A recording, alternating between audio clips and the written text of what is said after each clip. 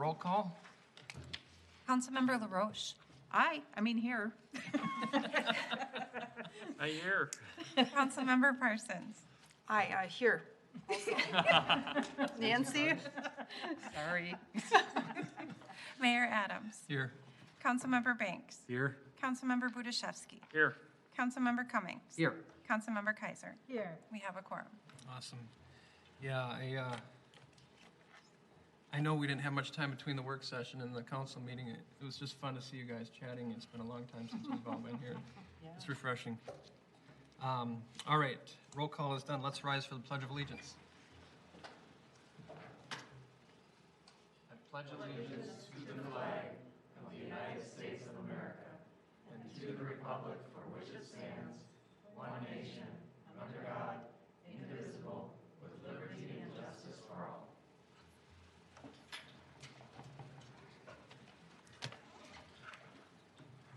All right, council members, we have an agenda before us. I'm looking for a motion on this agenda. Brendan?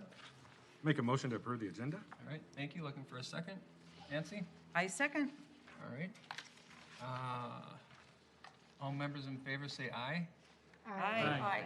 Opposed say nay. Wow, that hasn't happened for a while. Motion carries. That felt odd. All right, Kent, we have a consent agenda. I will read that into the record at this time. Did that throw you, Christy? A little bit. First item on the consent agenda is the approval of the minutes from the City Council meeting on March 2nd, 2021. Approval of the list of license applications submitted by the city clerk to the City Council. That list is on file in her office.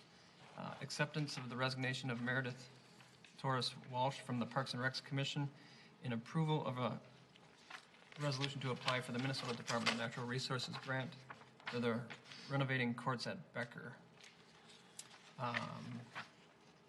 Looking for a motion on these items. Olga? I move approval. All right, looking for a second. Brendan? A second? All right, all those in favor say aye. Aye. Opposed say nay. A little less awkward. Motion carries. All right, is there anyone here wishing to speak during open forum? Anyone online wishing to speak during open forum? This is an opportunity for people to address the council. We allow 3 minutes per person, 10 minutes per topic, and it's something that we don't necessarily make decisions on, but it can be put on a future agenda, either work session or council. So just a reminder to the public that that is available to you. No one from online. Okay. Let's move on to our public hearing. We have a public hearing today, and it's in relationship to receive comment and council consideration on a resolution approving a tax increment financing modification plan for District 4. John Sutter can give us a little bit more detail on that. Welcome, John. All right. Thank you, Mayor Adams, council members. This is something that you saw a couple weeks ago as the EDA board, but tonight we are having the public hearing required by state law before you as the city council take final action to approve the plan modification for TIF District Number 4. Now, the overall purpose of this modification is simply to implement the council goal of continuing to fund the home improvement programs for the foreseeable future, or at least as far as the funds from this TIF district will allow us to do so, and I'll get to that on a couple slides from now. So a little bit of background. This particular, tax increment financing generally captures development tax, property tax revenue that only occurs based on the new construction or renovation on a property. We created TIF District Number 4, and you see it in green at the bottom of this map, the south end of the city, to facilitate the construction and development of the Heather's Assisted Living Facility and then the renovation of the old Lamplighter Apartments, which now is another Heather's branded independent living building.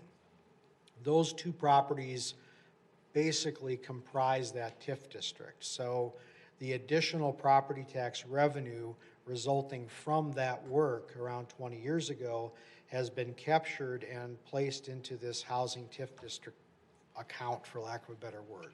We can only use it for affordable housing-related activities under state law. So one of the things we have been doing in recent years is financing our home improvement programs, assistance programs, to qualifying households. So what happens is if they are income qualified households in the red dashed area, that is the redevelopment project area, then we can use the funds from the TIF district. If they are outside of the red dashed line, but they still are income qualified, then we use EDA funds. And right now the split is roughly 85% coming from the TIF district and 15% coming from the EDA tax levy. So these three charts on the left are intended to illustrate kind of where the money's coming from and where it's going and what the remaining financial life of this district will look like. So the top chart shows you where the money's coming from. These are the sources of funds. The blue bars are the tax increments that are being received, and you'll note that ends after 2025, and that's because under the law, the district expires and must go out of existence at the end of 2025, which means it will no longer collect or capture that tax increment. And the red indicates where we're spending the part of the fund balance, and I'll get to it in a minute, but that's actually a good thing with the TIF district. This is one of the rare occasions where if the city has a fund balance, you actually want and need to expend it versus how we normally look at fund balances. The second chart is how we're spending the money from the TIF district. So the blue is the remaining 2 years of the Kavanaugh TIF note payments. We did use some funds from this district to help pay for the development of the Kavanaugh. It represented approximately $1 million of that project's $25 million development cost. But our final payment will be in August of this year, and then we're done. So the purple indicates the expenditures anticipated on the home improvement programs, and you see those are anticipated to continue to grow as demand and interest in the program grows. The green represents 4 years, 2022 through 2025, where we anticipate that we will have more tax increment revenue than we'll have expenditures in those particular years. And that means that those funds will be saved, for lack of a better word, and added to the fund balance. So finally, the bottom chart shows what happens with the fund balance. You see right now we're spending out of it, and then for 4 years we'll be contributing to it with available increment. And then after 2025, when we're no longer collecting any increment from this district, well, basically it'll take about 3 years to expend the remainder of that fund balance on the home improvement programs. So sometime around 2025, the EDA should start to have a conversation about whether to continue the home improvement programs once the TIF funds are expended, and if so, how to pay for those. But thankfully, that's not a conversation that you need to have this year. So the Planning Commission on March 8th determined that the TIF plan modification is consistent with the city's comprehensive plan. This is a requirement that we have to meet by the state in order to make this modification. And as luck would have it, if you look at the very bottom of the slide, you'll see that the home improvement programs are specifically called out in the comprehensive plan as some of our housing implementation items. So it doesn't get any better than that in terms of showing how it's consistent with the comprehensive plan. So tonight, after you hold the public hearing, we're asking that you consider the resolution that would approve the TIF plan modification, and I'd be happy to answer any questions. All right. Thank you, John. As always, first questions are from the council to John. Any questions in relationship to this public hearing or this presentation? Okay. That means you did a good job, I think. I'll take it. All right.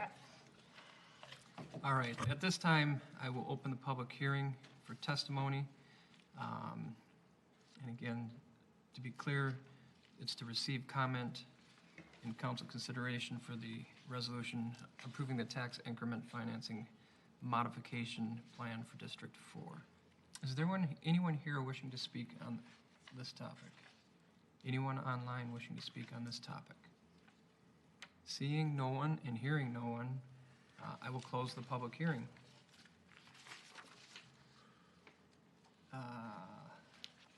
Looking for action on this item. John? I'll make a motion approving a modification to the redevelopment plan for, do I have the right one? Yeah, I do have the right one, Yep. okay.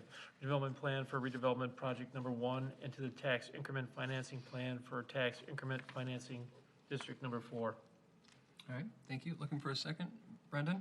So moved. All right, all members in favor, please say aye. Aye. Opposed, say nay. Motion carries. All right, thank you, John.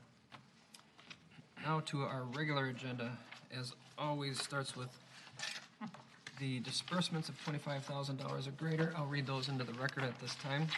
First item is the City of Brooklyn Center for annual recycling administration fees for $75,080. And then for the Center for Energy and Environment Home Improvement Loan costs, $38,117.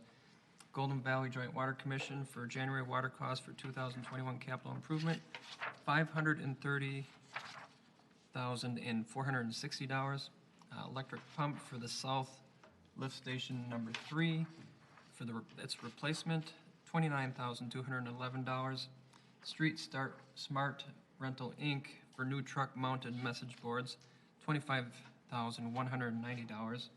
Wold Architects and Engineering for new police station building architecture fees, $39,051. Health Partners for March health insurance premiums, $124,678. Minnesota Para for the employee city required contributions for pay date 3/5/2021, and that's $60,660. Met Council for wastewater services for March, $143,035. Waste management for January HRG recycling costs, $52,400. Total disbursements of $25,000 or greater is $1,117,884.76. Are there any questions on any of these items? Seeing no oh, Nancy, go ahead. I was just going to make a motion. All right, go for it. Jumped ahead of you a little, sorry. I'll make a motion to approve the list of disbursements over $25,000. All right, I'll second it. Therese, thank you. All members in favor, please say aye. Aye. Opposed, say nay. Motion carries.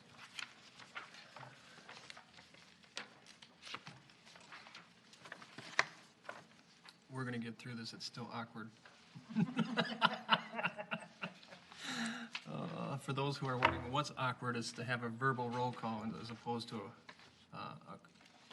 a voice vote instead of a verbal roll call.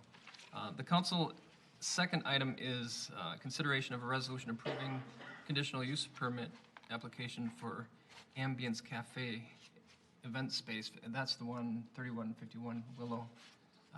And John Sutter's going to talk to us about that. Welcome, John. Thank you again, Mayor Adams, council members. So this is something that was on the Planning Commission agenda on March 8th. And just to preview, they unanimously recommended approval of the conditional use permit for the event center at 351 Willow Bend. The map on the screen shows you the 500-foot notification area. Under our ordinance, we notify property owners within 500 feet of the subject property. Because the subject property is actually the entire Crystal Shopping Center, it was quite a large notification radius. This is a proposed event center that would operate in the same space as Ambiance Cafe. The operator, Taisha Bogart, I believe she is on the call tonight, attending via Zoom. And she could certainly answer questions that you have. But it is a fairly straightforward application. She has an existing catering business that she would like to have a space for those events, but also have the cafe operating kind of in parallel to that. And with the conditional use permit, the event space will be kind of a parallel and equal principal use instead of being an accessory use of some sort to the cafe. And that means that it's possible, depending on customer demand and client needs, that the event center may end up becoming much more of the use of the space than the cafe, or vice versa. But the CUP approval will allow the business owner to take the business in whichever direction it makes sense to go. So north and west of the property are more businesses. To the southwest, there's single-family residential. And then to the south and east is the remainder of the Crystal Shopping Center site. So on the screen, here's the aerial photo. The red rectangle is the location of the 351 Willow Bend tenant space. As you can see, the nearest residential properties are a significant distance to the southwest, and they are buffered by the shopping center building itself. And the next slide, I'll probably flip back and forth here, but it does meet the requirements of CUP. At the public hearing the Planning Commission had last week, there was one resident in Louisiana who expressed concerns about loud music or people parking in the neighborhood. And again, if you look at the aerial here, you can see the tenant space is the old Caribou Coffee at the kind of the northeast corner of the west building in the shopping center. That means that the rest of the west building is actually kind of like a noise wall between their space and the residential properties on Louisiana. Also, there's a significant separation distance of at least 200 feet between that space and the residential properties. And finally, as to parking, the shopping center, as I'm sure most of you know, has a fairly large amount of surplus parking right in this middle area here. Often never has cars in it. If somebody goes to an event there and all the spaces close to it are full, it's, I guess, possible that someone might they'd have to make a right turn only here because of the median on 56, do a U-turn at the signal at Jersey, come back to Louisiana, and then drive down Louisiana and park 200 feet or more south of Bass Lake Road where the houses start for it to have any impact on the residential uses on Louisiana. We think it's much more likely that in that scenario, they will just park in the surplus parking spaces in the shopping center that should be visually obvious to the person going to the event center. So while we can't guarantee that attendees wouldn't park on Louisiana, it seems like it is not a likely thing to happen for the reasons I just mentioned. So with that, again, Taisha's on Zoom if you have questions for her. But we do request, and the Planning Commission recommended adoption of the resolution approving the conditional use permit for the event center at 351 Willow Bend. All right, thank you, John. Any questions for John on this? Nancy? Hi, Taisha, this is Nancy. And just wanted to say welcome to Crystal. We're excited to try your place. Is it open currently for dining? No, not currently. Preparing and getting all the licensing ready right now. Okay. The other question I had is, what is the seating capacity there? The seating capacity from the fire department with seating and everything, I think it was at 60, if I believe. I don't have the paper in front of me. And then the whole capacity without seating was at 99. Okay, great. Thank you. You're welcome. All right, any other, go ahead. Hi, this is Trace. When do you anticipate opening? I anticipate opening here within the next month or so. Just waiting on the food license and everything to get approved at this location. Congratulations. I'm excited. Thank you. All right, any other questions? Drive one. Go ahead, John. You don't need a drive-up window. You say, is it a drive-up window? You don't need one, is what I'm asking. No. A lot of business, I mean, that was the one reason why that existing business kind of, that was currently there, went out of business. They didn't have that aspect, so. Yeah. Okay. All right. No drive-up window needed. Not at this time, no. All right, awesome.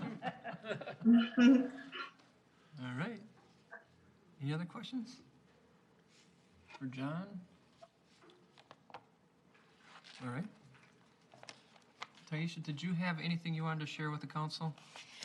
No, not at this time, unless you guys have any additional questions. Okay, awesome, very good. Oh, Oh, maybe we do. Nancy? Taisha, it's Nancy again. Do you have a website for residents who'd like to learn more about you before you open up?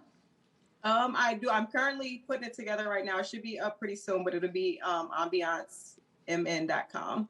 Excellent. We'll look for you on social media too. Thank you. All right. Sounds good. Thank you. All right, very good. With that, looking for a motion on this. John?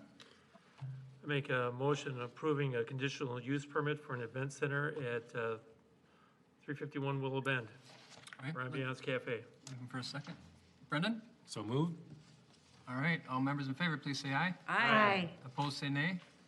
Motion carries. Congratulations, and I'd like to welcome you as well to Crystal, so I look All forward right, thank to, you. look forward to seeing your progress.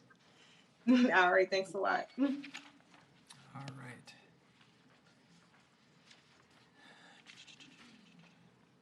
So we have Mark Ray, our Public Works Director, here to talk about street resurfacing project. Welcome, Mark.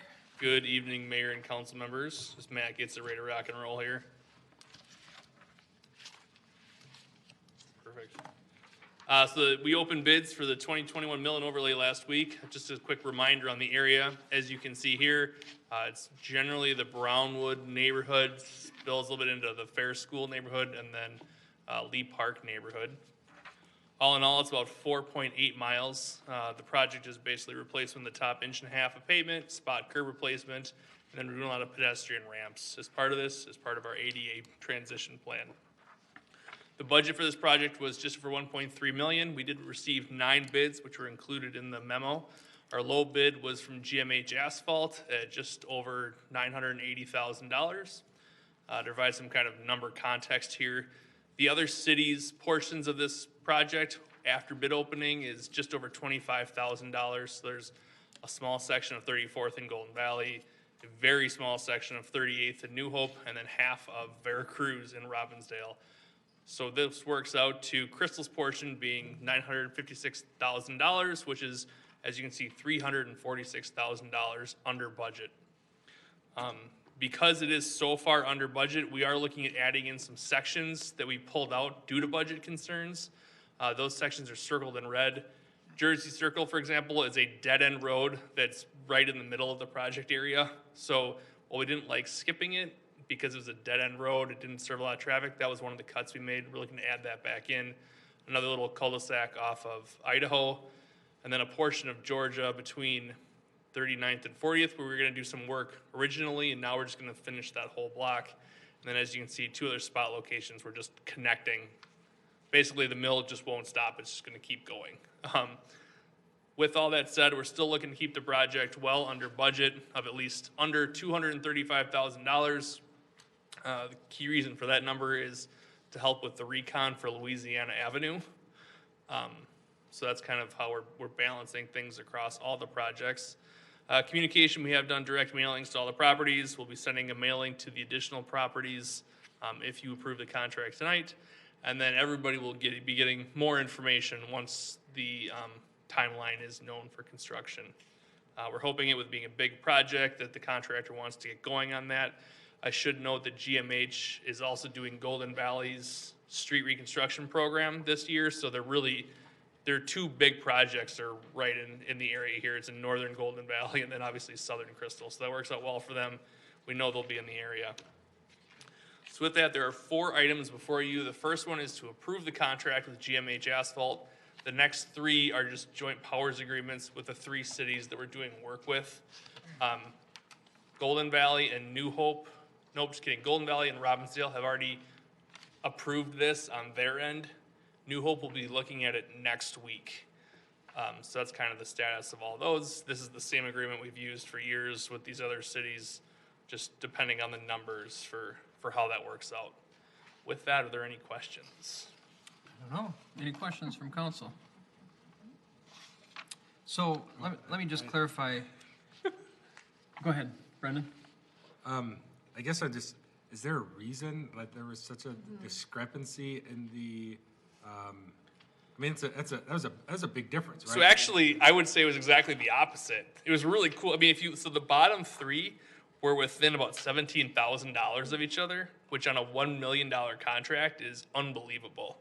So you have these 3 companies that were the top. My understanding is GMH, they only had one project lined up at this time, which was Golden Valley. So they were still looking for more work. I would assume that's probably the case with the bottom three. But then you look at bids kind of in the mid-range, again, that middle tier was within $30,000. So it was really, there was like three groupings of really tight, which for us tells us that it was a good bid because everybody was right. There wasn't some oddball that was way out. So we feel really good about this. Obviously, GMH has been doing work in Golden Valley for years. I actually have worked with them a long time ago at this point. So, yeah. But but also being that it's under. Oh, I like. I see what you're saying. Yeah, so I mean, the wrinkle there was totally in asphalt costs. So we basically budgeted $10, or last year's asphalt cost was $10 more per ton than what GMH bid. So when you consider that difference, then we put an inflation factor on asphalt. Because this is basically an asphalt project, that number alone really helped push the numbers down. That $10 per ton, and there's, I can't even remember, thousands of tons of asphalt. I like it. Yeah. Very nice. So another point of clarification on the 235,000 that we're going to be under budget. You're planning on reallocating that to the construction? So as you recall, last week we talked about the Louisiana being an add due to the culvert. That construction estimate is right in the ballpark of 235. So we'll just shift that over. So the intent is to cover it so that when you look across all of our capital projects this year, hopefully we're balanced. Okay. So bid opening is April 1st. All you contractors, please grab bids. They're available on the city website and bid hard. May the odds be ever in your favor. Bid often. All right, any other questions? Seeing none. Looking for, let's see, we have 4 actions here. And I believe you can do it as one, and I'll check with the city attorney, you can do that as one motion if you'd like to do that as well, since they're all Andrew, related. you concur? Yes, that'd be fine. All right. That's why we do it that way. All right, looking for a motion. Nancy? I'll make the motions all in one here to recommend or adopt the following resolutions. Number 2021, there isn't a number next to it, so I'll just read them Yeah. together. Award contract for 2021 street resurfacing project. Authorizing the joint powers agreement with the city of Robbinsdale for 2021 street resurfacing project. Then authorizing the joint powers agreement with the city of Golden Valley for 2021 street resurfacing project. And finally, authorizing the joint powers agreement with the city of New Hope for 2021 street resurfacing project. All right, thank you, Nancy. Looking for a second. Olga? I'll second that. All right, thank you. Yeah, if I would have looked at the formatting, I would have known that we could do it all in one. I apologize for not reading ahead. All right, we have a motion on the table. All members in favor, please say aye. Aye. Opposed, say nay. Motion carries. All right. Next is Ann Norris to address the council in relation to the new police station facility and authorizing bids for it. I know this feels like Groundhog Day. You've done this once before. If you'll recall, earlier this year, you rejected bids so that we could take another look at the plans and specifications to better meet the state requirements, particularly for energy efficiency in the new police station. So those plans and specifications are done, and we are asking for your approval of those plans and specifications, and also authorizing advertising for bids so we can go out for bids one more time for this project so we can keep it on schedule. And the schedule is that we would bring the bids back no later than the May 4th, I believe it's May 4th council meeting, so that we can start construction in late May, more likely early June. Melissa Stein of Wold Architects is here, as well as Jason Rentmeester, our construction manager, are both here if any of you have questions, more specific questions on the plans and specs or process. Otherwise, we're asking that you approve this. All right, questions from the council? Go ahead, Brendan. Have there been any changes or updates?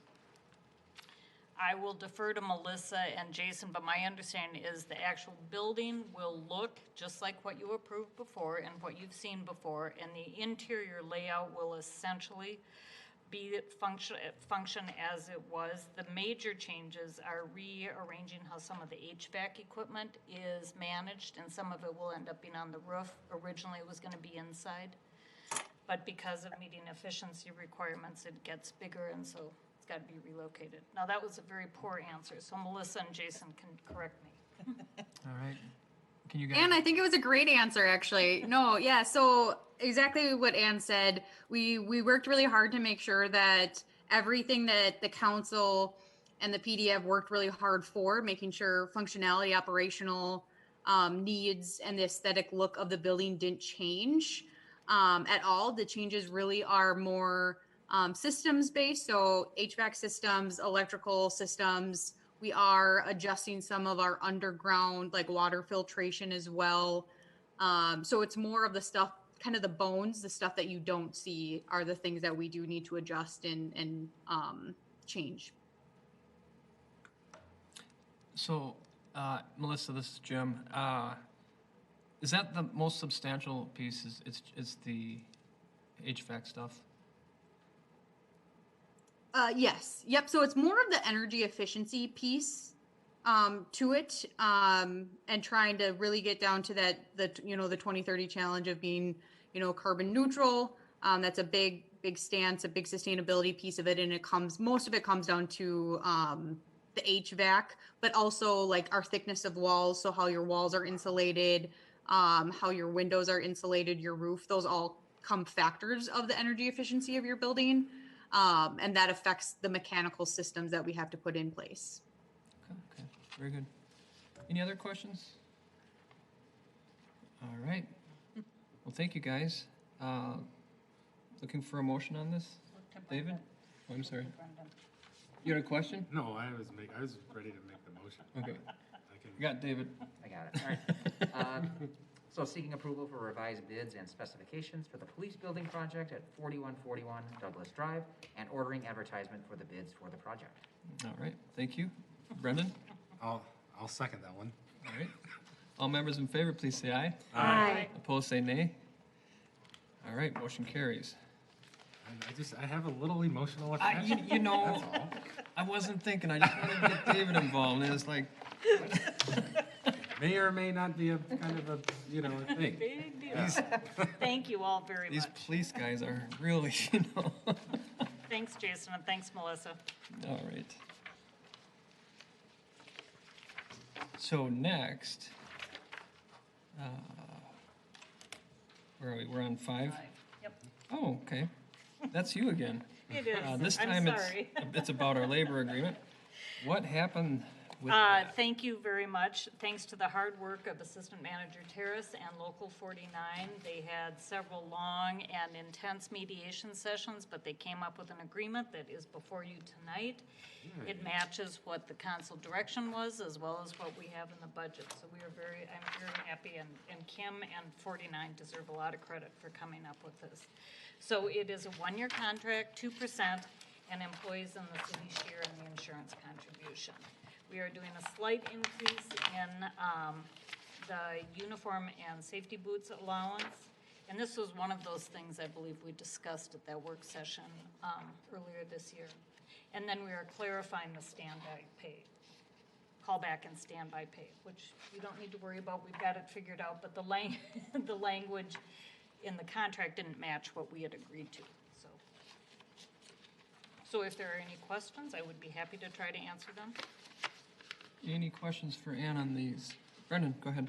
No question. I guess more of a comment. I was kind of, pleasantly surprised when I saw this on there that that we were able to get this worked out and not have to go to arbitration. So. As I said, both Kim and Local 49 get a lot of credit for sticking with it and being creative and coming up with a solution that works. Yeah. And thank you for your presence in the meetings too, so. All right, looking for a motion on this? Brendan? I make a motion, let's make sure I read it right. Make a motion approving the labor agreement with the International Union of Operating Engineers, Local 49 Public Works. All right, thank you. John? I second that motion. All right. All members in favor, please say aye. Aye. Opposed, say nay. Motion carries. Thank you All very much. right, you want to roll right into the next? Sure, as the city has a long history of trying to maintain equity among or across employee groups, since you approved the Local 49 Public Works wage adjustment and insurance adjustment for 2021, we are coming forward with the non-represented employees and asking for that same adjustment. All right. Any questions on this? All right, motion, Nancy? I'll make a motion to approve the 2021 wage and benefit contributions for non-represented employees. All right, Therese? I'll second that. All right, thank you. All members in favor, please say aye. Aye. Opposed, say nay. Motion carries. Thank Just you very much. one question. So do they get an adjustment in their uniform and boots? No, They don't. no, Okay. because they don't get uniforms and Okay, thank you. Thank you. All right, that's, I really wanted to have more discussion around that, but I think I'm gonna leave it alone. Yeah, I know. It's over and done with, you know? All right, that is the last item on our agenda. We do have a couple announcements. Our next council meeting is April 6th at 7 o'clock here at City Hall. And your public's welcome to come in, or if you watch via Zoom. And then reminder that our work sessions and our council meetings are available online for your listening or viewing. And that's on our website at crystalmn.gov. And I don't have any other announcements. Does anybody have anything else they'd like to share? Yeah. Go ahead, So David. I was fortunate enough to get my second COVID vaccine last Thursday. So I just wanted to say for residents and council members and everyone, when it's your turn to get the vaccine, go ahead and get it. It's safe, effective, and it'll protect you and your family members, and it'll get us closer to, normal. So just encourage everyone to do that, and that's all I have on that. All I right. feel great, is what you want to tell us, I right? feel great. Anyone else? Yeah, I mean, it's just kind of strange having a change in our votes feels so odd. That used to be normal. All right, looking for our final motion of the day. John? Nancy, second? All right. For those who didn't catch on, it's adjournment. What do we vote? All members in favor, say aye. Aye. Opposed is nay. Motion carries. You're too good to me, Brenda. All right. Good to me. We'll see you next month. I've been collecting them. I gathered that. I don't throw